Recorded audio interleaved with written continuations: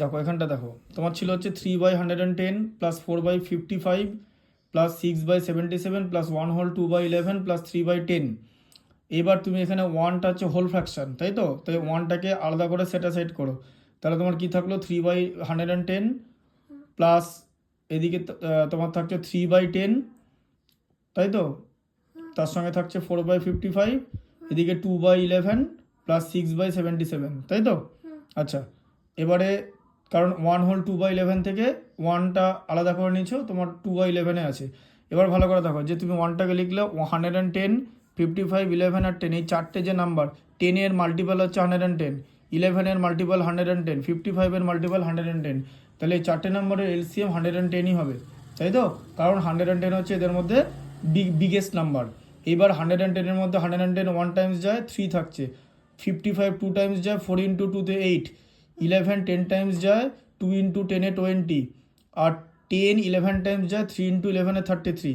এই নাম্বারগুলো এবার যদি অ্যাড করো, 3 প্লাস 8 হচ্ছে 11 প্লাস 21 31 প্লাস 3-তে 64, ঠিক আছে? 33 20 53 8 61 3 64 মানে 64 প্লাস 6/77।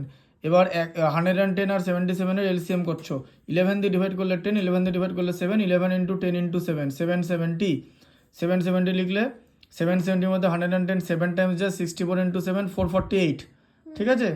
হ্যাঁ, 7 ইন্টু 4 88 হাতে 28-এর 8 হাতে থাকবে 2, 7 6 42 মানে 42 প্লাস 2-তে 44, ঠিক আছে?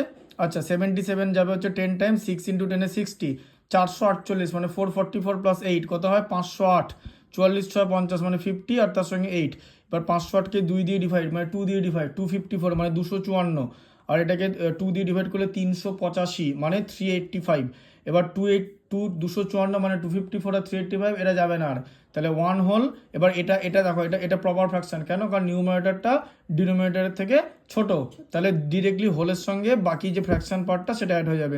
1 হোল 254/385, বুঝতে পেরেছো? এগুলো ভালো করে করতে হবে। এইসব লেভেল, এইসব ম্যাথামেটিক্স অ্যাডমিশন টেস্টে আসে লেভেল 5-এ। কনসেন্ট্রেশন ইজ দ্য কি, এবং যে নাম্বারগুলো লিখবে ম্যাথামেটিক্স করার সময় যেন চোখটা না সরে ম্যাথামেটিক্স থেকে, ঠিক আছে?